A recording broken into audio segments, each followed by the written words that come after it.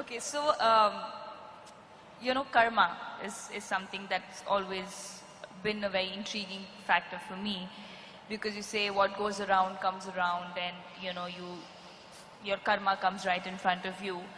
Still, I always feel that in a country like ours, there is so much that people get away with, in terms of corruption, in terms of crime, or power takes over. Where does karma come in? Is karma limited to only poor people, and it doesn't apply for the rich or the powerful? See, this is unfortunately, a simplistic representation. You are suffering, so it's your karma. I think if somebody is suffering, to tell him, it's your karma, so you are suffering, is not some great insight into karmic substance of that person. It's just that you lack humanity. You're going through something painful, I say, oh, it's your karma. This is lack of humanity, not some insight into life as such. Let's understand what is karma. See, the way you understand, the way you perceive, experience, understand anything that comes your way depends on the past memory that you have. For example, what kind of music do you like? Anything that's soothing to the ears. Heavy metal? No, not at all soothing to the ears. Okay. So you want some soothing music.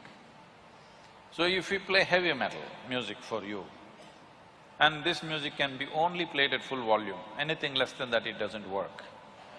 So if we play heavy metal music for you at full volume, you will have a nervous breakdown. But there is some young people there, same sound. In one person's ears, it becomes music. For another person, it's noise. So, how you recognize a particular sound, this is your karma. This is why in this country we told you, when we say karma, we did not say that you need to be punished, you're suffering, you're being punished. This is not the karma aspect. Karma means action. We are performing 4 dimensions of action right now as you sit here. Physical action is happening, mental action is happening, they're saying you're very brainy. They're putting pressure on me. Emotional action is happening, energy action is happening.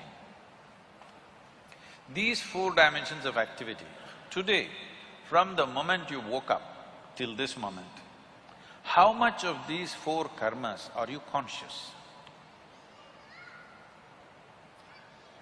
I guess the physical karma, because your physical action and the mental action. To what extent are you conscious? Don't calculate, I'm telling you, it's well below 1%. I'm sure. So, when only 1% of your activity is conscious, your life is accidental, that's what it means. Let's say you drive on the street. You drive for 10 minutes. On the Visakhapatnam streets, they're not too bad. They're very good. Roads are good and traffic is better than most of the places. In this city, you drive for 10 minutes and for only 1% of the time you keep your eyes open, rest of the time you drive with your eyes closed. It's accident, not accidental. No, sometimes people are compassionate, they may make way for you. So, it's not accidental, it's an accident, it's going to be a crash. 100%. Yes. So that is what is happening with life. This is why so much stress, so much fear, because largely it is happening unconsciously. What you're doing, what your body is doing, what your energies are doing, what your thought is doing, emotion is doing, very small speck people are conscious of, rest is unconscious. If you increase the size of what is conscious, suddenly it feels like everything is in your hands. If you can consciously conduct your body in every way, 15 to 20% of your life and destiny will be in your hands.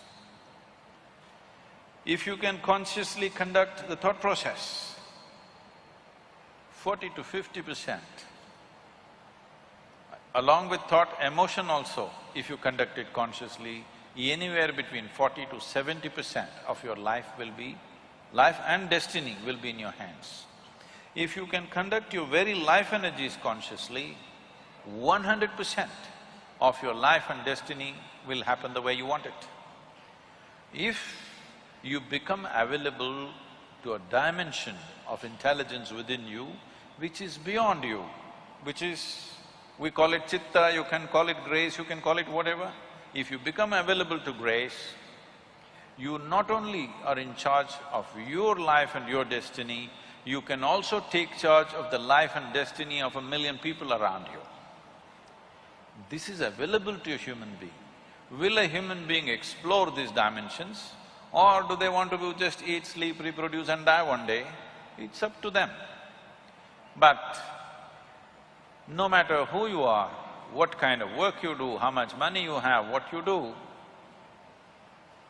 you can try to forget it, but mortality is hanging in your face, isn't it? Most people don't get it unless a doctor gives them a terrible diagnosis or they get very old.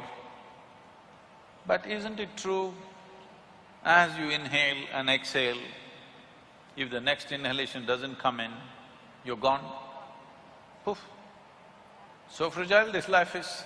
At the same time, it's so sturdy, how many things a man can do? But, woof, it'll be gone. When we are here, we think we are everything. What we don't understand is, as you sit here right now, countless number of people have walked and sat on this planet like you and me. Where are they? All topsoil. Huh? So we're mere particles which will Yes, just… unless…